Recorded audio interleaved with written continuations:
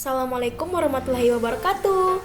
Baiklah, di sini saya akan menjelaskan tentang titrasi asam basa. Jika kita berbicara tentang titrasi asam basa, maka terlebih dahulu kita harus mengetahui apa yang dimaksud dengan titrasi. Titrasi merupakan suatu proses analisis di mana suatu volume larutan standar ditambahkan ke dalam larutan dengan tujuan mengetahui komponen yang tidak dikenal.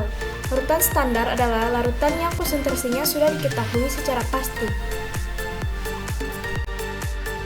Berdasarkan kemurniannya, larutan standar terbagi atas dua, yaitu larutan standar primer dan larutan standar sekunder. Larutan standar primer adalah larutan standar yang dipersiapkan dengan menimbang dan melarutkan suatu zat tertentu dengan kemurnian tinggi. Maksudnya yaitu konsentrasi dan massa volume larutan ini sudah diketahui terlebih dahulu. Yang berikutnya, larutan standar sekunder. Larutan standar sekunder adalah larutan standar yang dipersiapkan dengan menimbang dan melarutkan suatu zat tertentu dengan kemurnian relatif rendah. Konsentrasi diketahui dari hasil standarisasi.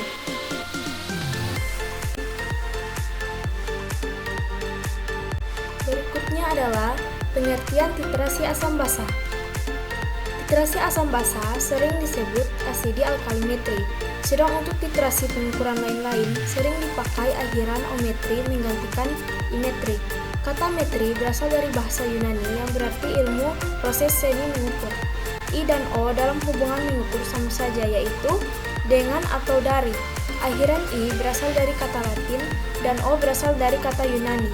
Jadi, asidimetri dapat diartikan pengukuran jumlah asam ataupun pengukuran dengan asam, yang diukur dalam jumlah basa atau garam. Berikutnya adalah proses penetapan kadar satu larutan asam dengan larutan standar basa yang diketahui normalitasnya atau sebaliknya disebut titrasi asam basa. Titrasi asam basa terdiri dari yang pertama, titrasi asam kuat dengan basa kuat, yang kedua, titrasi asam kuat dengan basa lemah, yang ketiga, titrasi asam lemah dengan basa kuat.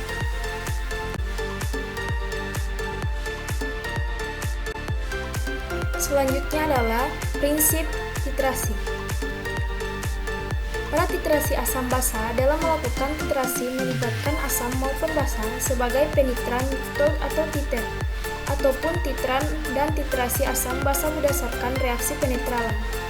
Untuk menentukan kadar larutan asam dengan menggunakan larutan basa dan sebaliknya, titran ditambahkan titer sedikit demi sedikit sampai mencapai keadaan ekuivalen. Berikutnya adalah indikator.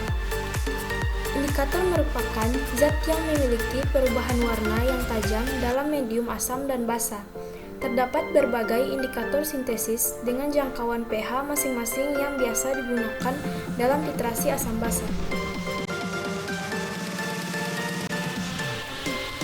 Dalam indikator terdapat beberapa indikator sintesis dengan jangkauan pH masing-masing yang biasa digunakan dalam titrasi asam basa. Yang pertama ada phenolphthalein, yang kedua ada metiljingga, yang ketiga ada metil merah, dan yang keempat adalah bromofimol biru.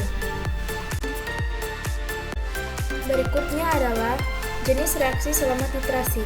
Jenis reaksi selama titrasi ini terbagi atas 4. Yang pertama ada reaksi asam basa atau neutralisasi, yaitu perpindahan proton dari zat yang bersifat basa atau asam, baik dalam lingkungan air atau bebas air.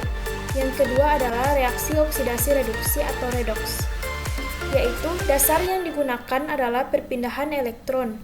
Yang ketiga adalah reaksi pengendapan atau presipitasi, yaitu penetapan kadar berdasarkan terjadinya endapan yang sukar larut. Yang keempat adalah reaksi pembentukan kompleks atau kompleksometri, yaitu terjadinya reaksi antara zat-zat penkompleks organik dengan ion logam menghasilkan senyawa kompleks yang mantap. Selanjutnya adalah jenis-jenis titrasi asam basa. Yang pertama ada titrasi asam kuat atau basa kuat, yaitu titran yang dipakai dalam jenis titrasi asam basa ini adalah asam kuat dan basa kuat. Contohnya HCl ditambah NaOH menghasilkan NaCl tambah H2O. Yang kedua ada titrasi asam lemah dan basa lemah, yaitu pada akhir titrasi akan terbentuk garam yang berasal dari asam lemah dan basa lemah.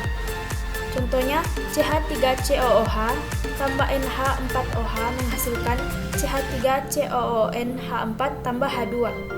Yang ketiga adalah titrasi basa lemah dan asam kuat, yaitu titrasi basa lemah dan asam kuat adalah analog dengan titrasi asam lemah dengan basa kuat.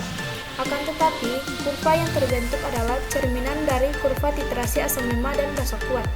Contohnya, NH4OH ditambah HCl menghasilkan NH4Cl ditambah H2O.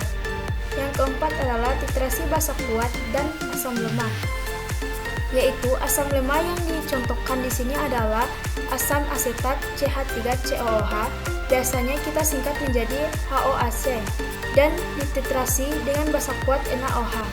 Contohnya, HOAC ditambah NaOH menghasilkan NaOAC ditambah H2O. Berikutnya adalah terdapat contoh kasus dalam perhitungan kadar asam basa. Sebanyak 40 ml larutan asam sulfat 0,2 molar dititrasi dengan suatu basa bervalensi 1 dan ternyata dibutuhkan 57 ml basa tersebut. Berapakah kemolaran basa yang digunakan? Jawabannya yaitu reaksi neutralisasi terjadi antara asam sulfat H2SO4 atau asam kuat bervalensi 2 dengan suatu basa bervalensi 1. Rumusnya Ma dikali Va dikali valensi A sama dengan Mb dikali Vb dikali valensi B. Yang akan dicari di sini adalah Mb. Mh2SO4 dikali Vh2SO4 dikali valensi H2SO4 sama dengan Mb kali Vb kali valensi B. 0,25 molar dikali 40 ml dikali 2 sama dengan Mb dikali 57 ml dikali 1. Mb sama dengan 0,25 dikali 40 dikali 2 per 57 kali 1 molar.